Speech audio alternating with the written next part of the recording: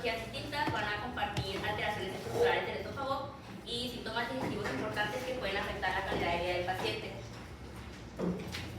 Bueno, empezando por definición, los divertículos esofágicos van a ser emaginaciones saculares de la pared del esófago que pueden ser falsos porque solo van a llevar dos capas. La silla que está ahí, que va a ser la mucosa y la submucosa, y los verdaderos que van a incluir todas las capas del esófago.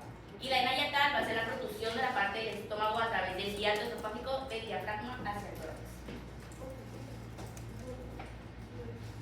Bueno, ahora hablando de la epidemiología, vamos a empezar con los divertículos esofágicos.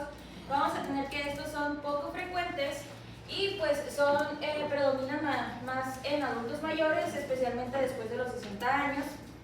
Vamos a tener que el más común de estos va a ser el divertículo esofágico, el divertículo de Zenker, pero se va a visualizar más que nada en los hombres.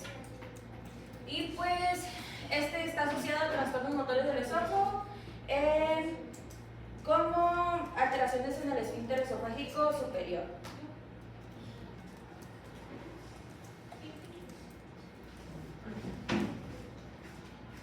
Ahí fue todo lo de la hernia yatal, pero me imagino. Ah, no, se me fue el otro. Lo que pasa es que puede ser. A ver, no sé qué les parece a ustedes, si es más fácil dar las dos cosas al mismo tiempo. Ajá. O dar primero un tema y luego dar otro. Bueno, ¿Podrían dar primero eso un venía tema y luego pensando. otro? ¿Sí pueden? Bueno, entonces vamos a ver los divertículos primero, ¿no? Primero. Sí, ahorita nos regresamos a esta diapositiva. ¿Seguro? Sí, me voy a arriesgar. Bueno, pues ahora para la fisiopatología. Los divertículos como son herniaciones del tubo digestivo, pues se puede dar a lo largo de todo, desde el esófago y más comúnmente en el colon. Y esto lo que pasa con los divertículos es que pueden ser verdaderos o pueden ser falsos. Esto va a depender de cuántas capas del tubo digestivo estén protruidas hacia el exterior. En el caso de los falsos, solo son la capa mucosa y submucosa que salen por la capa muscular, y en los verdaderos pues son todas las capas. ¿Verdad que sí? Sí. Bueno, adelante. Vamos a... ¿Sigue? Bueno, y aquí lo que pasa en el esófago aquí es que a la altura del cartílago cricoides encontramos el músculo cricofaringio, que va a estar retrayendo el esófago. Entonces, cuando hay una hipertonía de este músculo, va a vencer la fuerza de la pared de la capa muscular del esófago, lo que va a dar paso a que se empiece a acumular, se forme como una bolsita que se va. Es el divertículo. Este es el divertículo, y se va a empezar a ir llenando de líquido, alimento, lo que sea que pues no está digerido.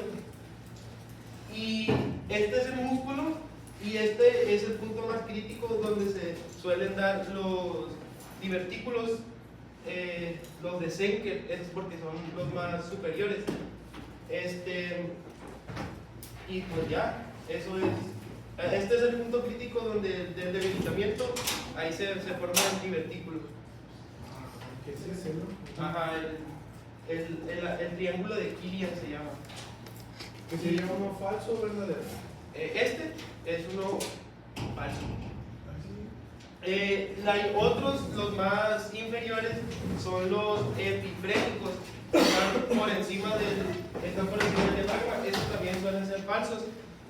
Y los que sí son verdaderos normalmente son los mesoesofágicos o medioesofágicos, que estos se van a dar por procesos inflamatorios adyacentes, como en el caso de la tuberculosis, que va a haber una retracción de todas las capas del esófago. ¿Y qué más hay que decir de esto? Y que hay una clasificación que estaba comentando precisamente ahí, que es que no me encontró, que es que por su causa se pueden dividir en propulsión y por tracción. De acuerdo, ustedes que no lo leyeron, de los que dijo ahorita de la región medioesofágica que suelen estar asociados a tuberculosis, ¿creen que sean por tracción o por pulsión? ¿Es de tuberculosis? Todos de Son por tracción. ¿Y cuáles creen que sean, por ejemplo, los epifrénicos o los de Senker? ¿Qué creen que es más probable que sea? ¿Por pulsión o por tracción? Por pulsión. Pues los que son por pulsión es porque hay un aumento en la presión intraluminal, ¿no? Y se hacen, y a su vez también los por pulsión son los que son falsos y los de tracción son los que son verdaderos. ¿Vale? Así es. Y o sea, pues sí, así es. Ya lo que sigue pues es el hernia yatal, pero ahorita nos vamos a regresar a eso.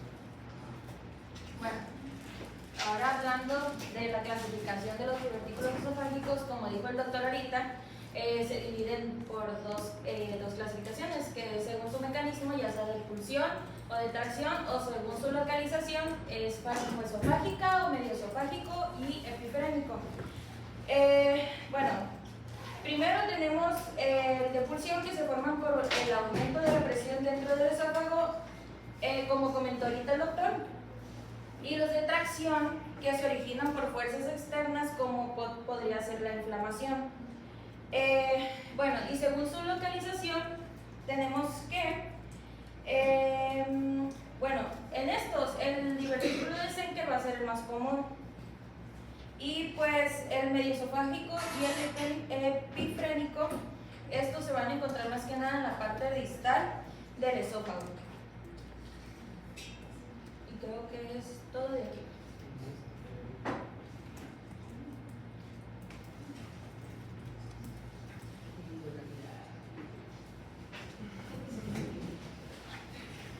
Bueno, ahora empezando con cuadro clínico, los divertículos esofágicos, estos van a aparecer principalmente por la comida que se queda atrapada en los divertículos. El síntoma principal aquí va a ser la disfagia, seguido de una regurgitación de alimentos no digeridos y una litosis debido a que la comida queda retenida. Y en etapas más avanzadas va a haber tos crónica, aspiración pulmonar y pues pérdida de peso. También podemos clasificar el cuadro clínico de a la localización del divertículo. En el divertículo de Streicher va a haber igual una regurgitación horas después de comer, una litosis más marcada, masa cervical en casos grandes y una aspiración nocturna. Y en los divertículos epinefricos va a haber disfagia, dolor torácico y va a estar asociada a trastornos motores. Y en complicaciones va a haber una aspiración que puede ocasionar una neumonía, ulceración, perforación y en el peor de los casos pues hemorragia.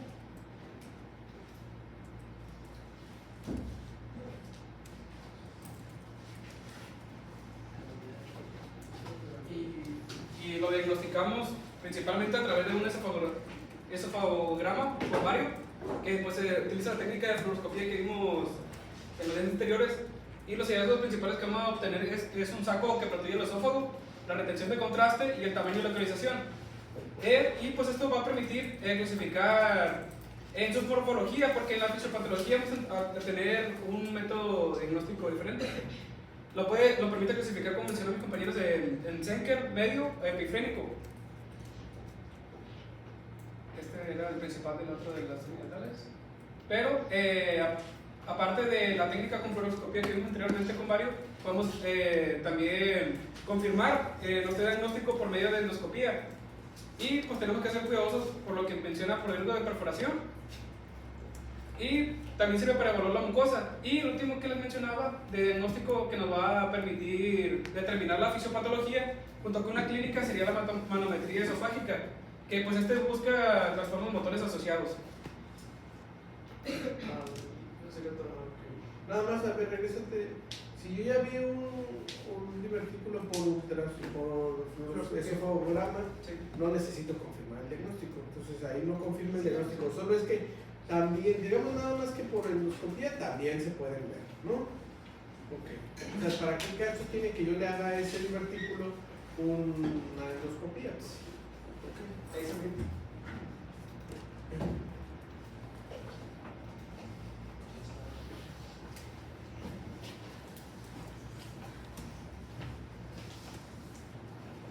Bueno, y pues en los hallazgos por imagen, como ya mencionó mi compañero, el método diagnóstico va a ser la fluoroscopía con vario o un esofagograma, y nos va a permitir clasificar a los divertículos por su localización.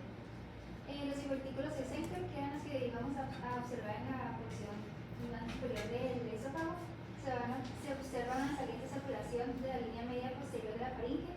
queda la unión faringoesofágica. Esa circulación es el divertículo. El divertículo de Killian-Jamison es una herniación de la mucosa de la pared anterolateral del esófago cervical por debajo del músculo cricofaringio y suelen ser de mayor tamaño que los 60. Esos son más chiquitos. ¿Y qué estamos viendo ahí? Eso es un esofagograma, ¿no? Ahí lo que, como lo reportamos, es un depósito de contraste, ¿no? O sea, que hay un depósito de contraste en morfología saccular y ya nada más, ¿no?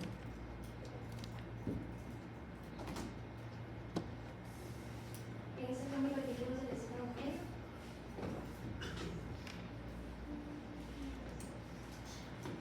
Los del esófago medio, ¿cuáles dijeron que eran los que normalmente salían en esa región? Verdaderos por Verdaderos por tracción, ¿no? Pero puede salir uno por pulsión de todas maneras, ¿no? Y pues los divertículos epifrénicos. Ya la verdad es que no tiene mucha ciencia, solamente se va a observar pues el divertículo en una saturación. Yo siento que se ve parecido a los aneurismas, no sé, como que por la forma, pero Un pues... aneurisma saccular, pues sí. Muy bien.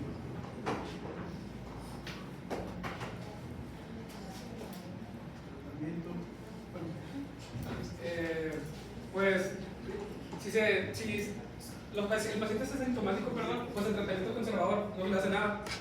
Pero pues si ya empieza a tener síntomas o hay complicaciones, pues el tratamiento es quirúrgico. Y pues tenemos 3 vías. La diverticulectomía, en la que se extirpa el divertículo.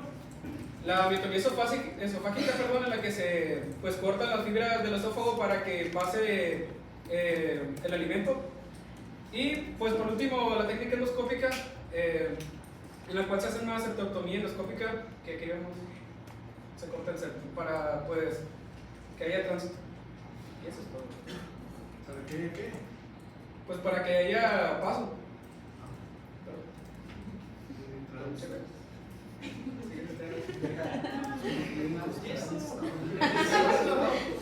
Muy eficiente. Ahora vamos a ver lo de la hernia.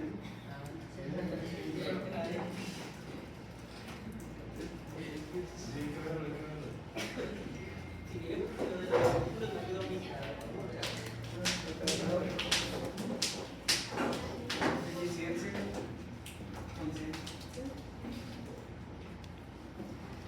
Bueno, nuevamente, como les mencioné al principio, la definición, la hernia yatal va a ser la protrusión de la parte del estómago a través del hiato esofágico del diafragma hacia el corazón. Bueno, hablando ahora de la hernia yatal. A diferencia de los divertículos esofágicos, esta va a ser muy frecuente, especialmente en adultos mayores de 50 años o pacientes con obesidad. En muchos casos esta suele ser mayormente asintomática, pero esta enfermedad va a estar fuertemente asociada por reflujo gastroesofágico. Y pues su prevalencia va a ir aumentando en cuanto a la edad, lo que va a ser muy común entre los adultos mayores.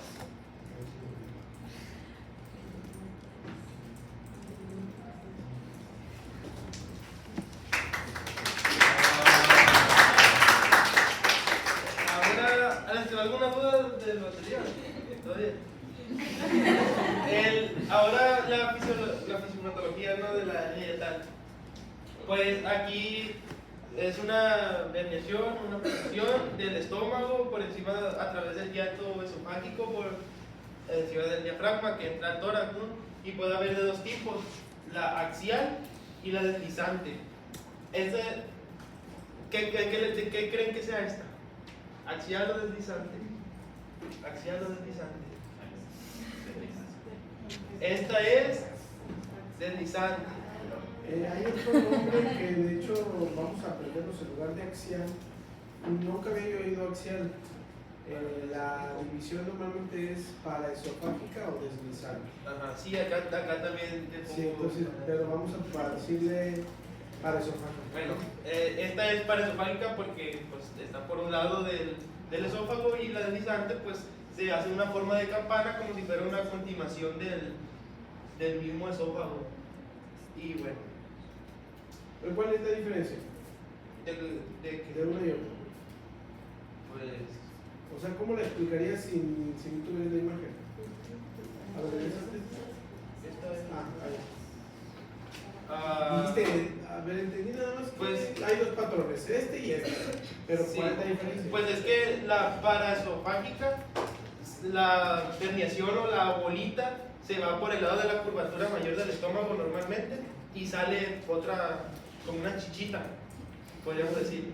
Sí, no, es que no podemos poner eso en el libro, te va a decir. Así le pongo en el libro. Yo en la clasificación traigo que Tú tienes como La es cada una. bueno, la deslizante se caracteriza por la unión gastroesofágica que se desplaza hacia el tórax. Ajá. Y la paraesofágica, esta se va a desplazar hacia la unión, así lo describí el libro. ¿Hacia la qué? Hacia la unión. Pero fíjense cómo a veces hasta en los libros, o sea, ¿le entendieron esa parte? No, ¿verdad? O sea, la primera sí está muy bien explicada, donde la unión esófago-gástrica está arriba. Señálame en la primera imagen la unión esófago-gástrica. Quiere decir que esa dónde debería de estar, por debajo del diafragma, ¿no? Y en la otra dices que se va para la unión, pero para la unión que Yo digo que la Unión Europea. No, o sea, simplemente no está bien esa explicación, ¿no? La diferencia es que eso que tú dijiste que era una chichita, que no es una chichita, a ver, quiero que alguien le diga a esa chichita qué es. ¿Qué es esa chichita? Por ahí dijeron alguien. ¿Eh? una producción. No. ¿Es estómago? Es Una estómago. chichita, Es estómago. No, si es una protrusión, pero ¿qué es? Es el estómago.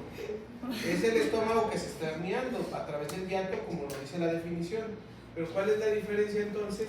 Que la unión esófago-gástrica está por debajo del diafragma. Esa es la característica cardinal. O sea, en una la unión esófago-gástrica está por arriba y en la otra la unión esófago-gástrica está por abajo. Entonces, ¿cuál creen ustedes que pudiera tener un compromiso vascular? ¿Dónde creen que haya? Sabemos que hay vasos que discurren a través de la pared del estómago y el esófago que obviamente irrigan esas estructuras porque están vivas, porque tienen células. ¿Dónde creen que esté más apretado todo? ¿Arriba o abajo? Bueno, en la de abajo les voy a decir que tenemos. En la de arriba tengo pared del estómago y pared del estómago. Y en la de abajo tengo pared del esófago, pared del esófago, pared del estómago, pared del estómago. Entonces, ¿dónde está más apretado? Abajo. Entonces son las que pueden sufrir más complicaciones, ¿no? O sea, Bueno, pues la chichita era una parte del estómago. del estómago. Ay, ¿Y cuál es la fisiopatología? ¿Qué es lo que ibas a dar? sí, bueno, pues aquí en el caso de las paraesofágicas coaxiales, aquí se va la curvatura mayor, y esto en la epidemiología nos decían que se daba más comúnmente en personas con obesidad o mayores o ya de edad avanzada. Y esto de la obesidad quiere decir que, pues, como tenemos mucha masa en el abdomen, pues ejerce una presión hacia arriba o sea, presiona el estómago contra el diafragma, y por ahí empieza a salir cuando encuentra un punto débil alrededor del hiato esofágico, y por eso se da. Y Ok, más o menos, está bien. No es necesario saber más. mande. O sea, es mucho más complejo que eso, ¿no? Pero sí, está bien. Y pues al vencer el ¿Y por qué eso explica? Porque en gorditos, ¿no? ajá. ¿Y por qué en viejitos? Pues por la debilidad del diafragma, por la pérdida de tono muscular. convences a alguien, pero bueno. Doctor, si una persona come acostado constantemente, puede tener una hernia dental. Porque hace mucho yo le dije a mis amigos que yo sentía que tenía una hernia dental. No, pero también ha pensado que tiene hernia inguinal y ya no le Yo creo que identifica lo que tiene. Que tiene hemorroides. Hay A que ver. checarlo. No, a ver, ¿qué pasa? Que si lo comes acostado, mira, Sí, como que la presión constante, no sé. O sea, lo que pasa es que a veces hay una cosa que tenemos que tomar en cuenta, que no es tan intuitivo. Si el abdomen funciona como una bolsa cerrada, a veces pensamos que la presión que nos puede generar el abdomen contra el esófago, por ejemplo, aplica más así, ¿no? Esto lo está aplastando el estómago y el esófago, ¿no? Y creemos que eso es lo que está haciendo que las estructuras abdominales quieran salir por cualquier orificio. Por ejemplo, una mujer que tiene alteraciones en la estática, en el piso pélvico, una hernia de pared abdominal también, una embarazada. donde se quiere salir por un hoyito. Si hay un hoyito, un defecto en toda esa pared, lo de adentro se va a querer salir. Tenemos el hiato esofágico, donde también se quiere salir hacia el tórax, porque ¿qué presión tenemos en el tórax? Tenemos una presión negativa además. Pero si ustedes un día agarran una bolsa de plástico y la llenan de agua y le ponen un hoyito y la apoyan así, se van a dar cuenta cómo por ahí sale también hacia arriba el agua, porque la presión es en todas direcciones ya en un sistema cerrado como lo es el abdomen.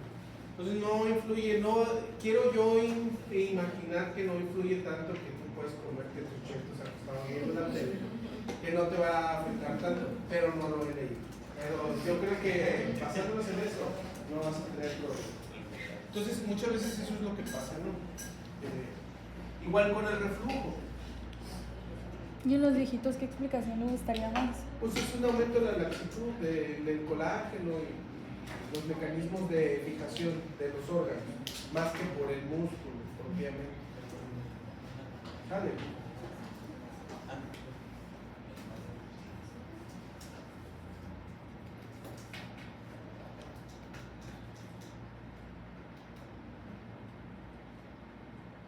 Bueno, ahí ahora para hablar de las otras, de las deslizantes.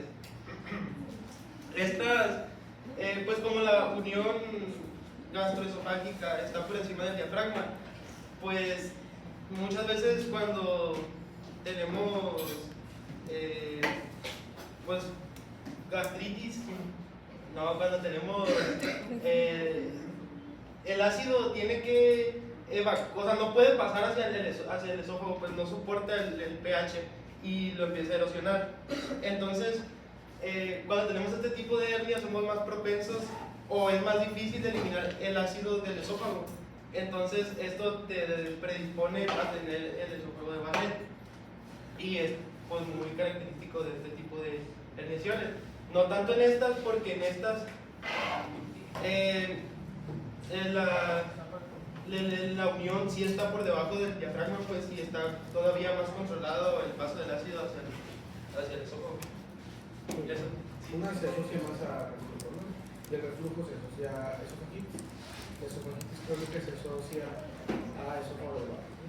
Es una melaplasia celular. Sí, pues las personas con bulimia, ¿no? Más bien las que vomitan mucho, son las que pueden también tener una esofagitis química. Bueno, ¿qué más? Muy bien. Y ya,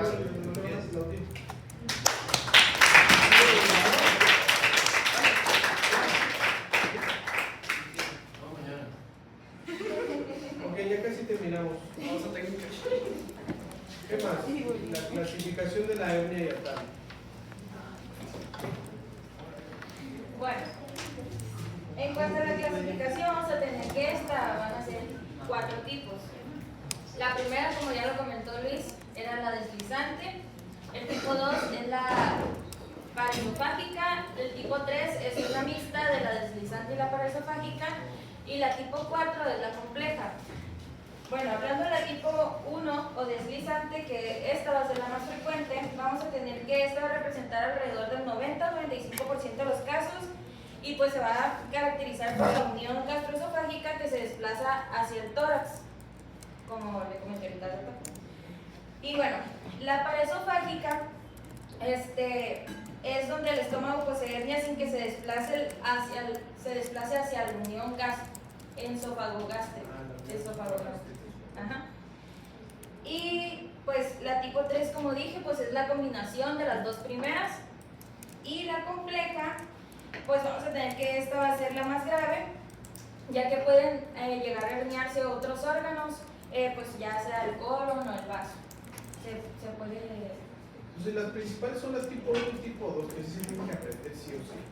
Las otras, incluso hay unas que mencionan que la 2 es la mixta y la 4 es la gigante. Hay cirujanos que han inventado sus propias clasificaciones, pero las principales son las primeras 3. ¿Ok? Entonces, por deslizamiento y para eso. Muy bien.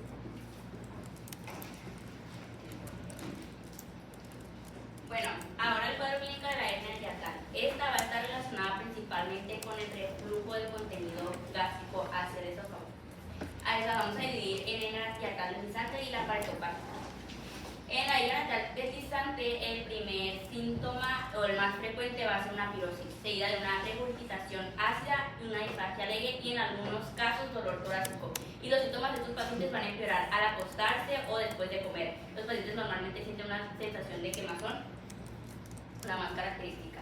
Y en la hernia paresofágica, que es la más común en que conlleve a complicaciones, va a presentar, esta puede ser silenciosa o puede presentar dolor torácico o epigástrico, sensación de plenitud postprandial, o sea, los pacientes después de comer se van a sentir demasiado llenos, incluso después de haber comido muy poco, disfagia y saciedad temprana. Y en sus complicaciones va a haber una estrangulación gástrica, obstrucción, isquemia, hemorragia o anemia crónica. De nuevo, vamos a tener al esofagograma como pues el principal para diagnosticar también la hernia hiatal. Y pues los hallazgos que vamos a encontrar en las hernias hiatales va a ser un ascenso del estómago por arriba del diafragma. Como vimos anteriormente, la unión gastroesofágica es desplazada en la deslizante, y esta en la paresofágica, y un saco herniario. Y pues esto va a permitir la clasificación anatómica, como vimos, y evaluar el tamaño. Y puse los tipos. Pero enséñale, fíjale las imágenes. Esta. Sí. Eso es una serie de esófago gastro, ¿verdad? No es que un esofagograma, ¿no? Porque estamos hablando del estómago también. Si se acuerdan que lo comentamos. Ok. ¿Y qué estamos viendo en este estudio? Aquí estamos viendo la unión gastroesofágica, la hernia, el esófago. Y te hace falta de identificar dónde está el diafragma, ¿no? Que sería muy importante para poder clasificar. Para saber si estamos arriba o abajo, ¿no? Pues el diafragma aquí lo menciona, pero de verdad no lo distingo. Pues ahí lo dibujan, lo señalan con una flecha. ¿No? Esta flecha corresponde al sitio donde debería estar el hiato, ¿no? Aquí está el hiato. Este de aquí, a veces se ve así, dependiendo de la posición del paciente. Este sería el diafragma, también parte del diafragma, y aquí sería el otro diafragma. ¿Ok? El diafragma. El del lado izquierdo y el del lado derecho. Aquí vemos, si se dan cuenta que el estómago aquí es como un ochito. Aquí sería como si lo estuviéramos ahorcando. Esta región de aquí corresponde al hiato. ¿Ok? Donde tenemos esa estructura abrazando el estómago. Entonces, ¿dónde está la unión esófago-gástrica? ¿Por arriba o por abajo del hiato? ¿Dónde está la unión esófago-gástrica? Señala. Por arriba. A ver, pero señala. Ahí dice, no, es que no todos están poniendo atención. Entonces aquí sería la unión esofagogástica, por lo tanto, ¿qué tipo de hernia sería? Es deslizante. Una por deslizamiento o deslizante. Luego aquí tenemos el hiato, más o menos aquí, ¿no? Aquí donde vemos todo junto, por así decirlo. No se alcanza a ver mucho porque es una magnificación, pero si estuviera un poquito más amplia, podríamos ver que está como por aquí. Ok, ¿y aquí qué es lo que estamos viendo? Pues una paresofágica. Una paresofágica donde estamos viendo cómo se está viendo parte del fondo del estómago. Y aquí la unión esofagogástica está en su lugar. Y de aquel lado, la mixta, me imagino que es una mixta. ¿Ok? Nada más que estas maestras son difíciles hasta incluso de entender. Porque dice uno, bueno, pues no va a estar la unión esófago-gástrica abajo, arriba, y de todas maneras ser una pared esofágica, ¿no?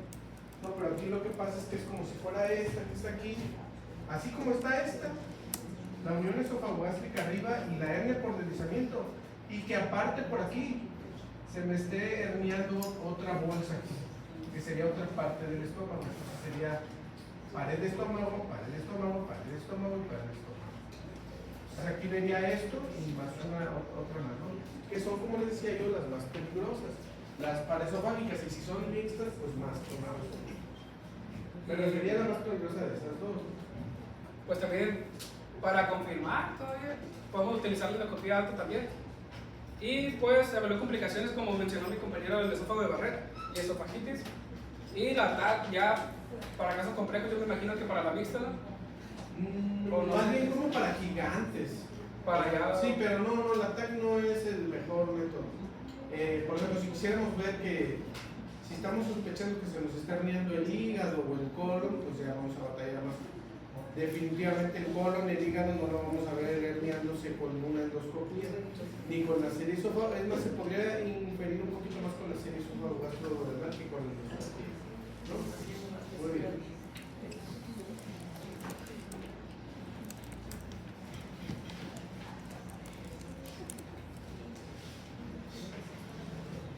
Pues ya lo comentaban ahorita, pero pues los hallazgos que vamos a ver en la fluoroscopía son una área bulbosa en el esófago distal que contiene contraste a nivel del diafragma con ausencia de estrechamiento del esófago a medida que pasa por el llano esofágico. ¿Dónde está el llano esofágico? El diafragma. Ese es el diafragma, ¿no? Incluso aquí lo que llama la atención y que nos he mencionado son los pliegues gástricos. ¿Dónde está la especialista en pliegues gástricos? Se ven los pliegues gástricos herniándose a través del hiato. ¿Tú qué eres la que ve los pliegues? ¿Sí o no? Sí. A ver, señálales dónde están ya los pliegues gástricos. Son esas zonas radiotransparentes, ¿no? A eso corresponden los pliegues gástricos. Entonces ya podemos tener la certeza de que esa es mucosa gástrica y obviamente es parte del estómago. Muy bien. Y también podemos observar el río de Chansky, que es un miembro de la regla de diferenciar en el esófago distal, que no se corresponde a la Sí, a la unión de esófago gástrico.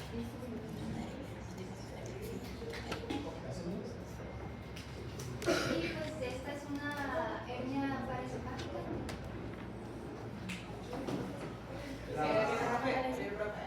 Ahí viene el ¡Pásale dos!